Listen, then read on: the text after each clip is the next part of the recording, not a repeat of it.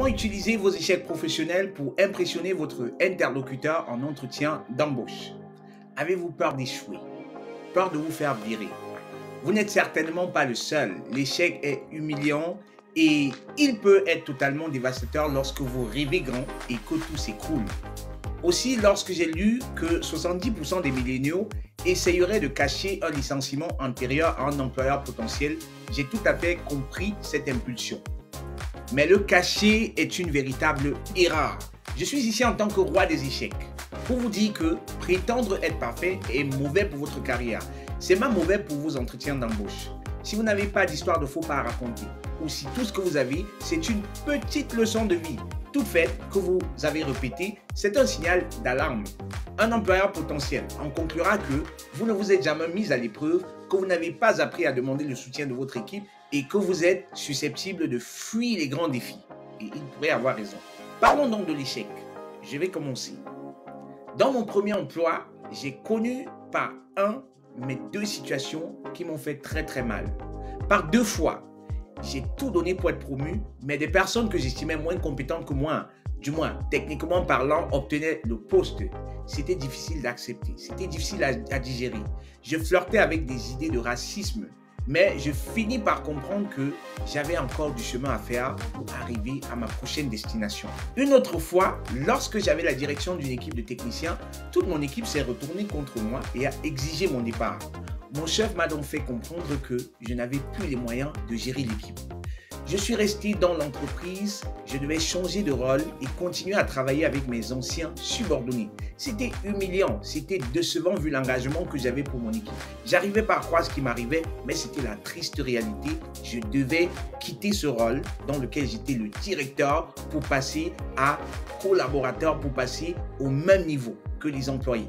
J'ai raconté à beaucoup de gens, y compris à moi-même, beaucoup d'histoires sur le fait que c'était la faute des autres, qu'on ne pouvait rien y faire parce que l'entreprise était mal organisée et que ce n'était vraiment pas grave. Mais ce que j'ai découvert après avoir cogité sur la situation, c'est que si vous voulez transformer votre échec en carburant pour vos réalisations futures, vous devez dire la vérité à ce sujet.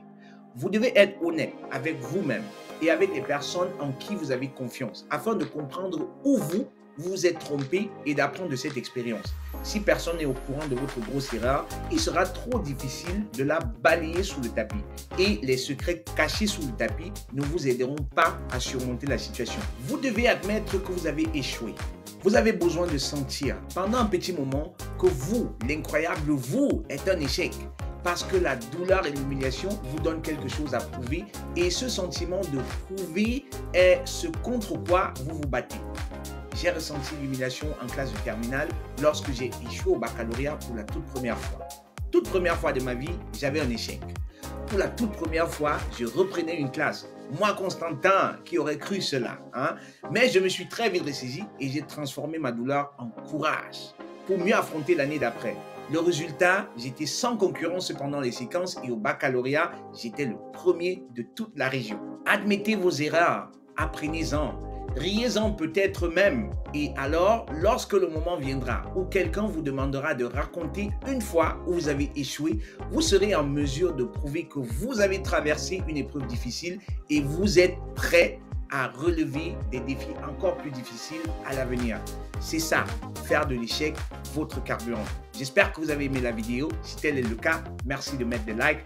Merci de partager avec votre entourage. Merci surtout de parler de super séducteurs autour de vous. Si vous avez des interviews, vous savez que vous pouvez faire confiance à SSA. Je vais vous préparer, je vais booster votre confiance et je vais surtout activer le bouton des compétences qui sommeillent en vous, que vous ignorez encore peut-être. Entre autres, la vulnérabilité dont il était question dans cette vidéo.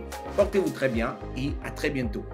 Merci. SSR, pour te remettre du chômage et retrouver la passion, la créativité, l'engagement et enfin le résultat.